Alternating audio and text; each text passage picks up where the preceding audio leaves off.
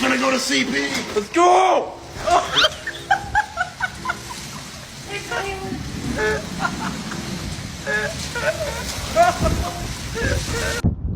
No good this wind, is it? No, man. He went in my mouth, man. World. Mom, your wig's gonna blow off.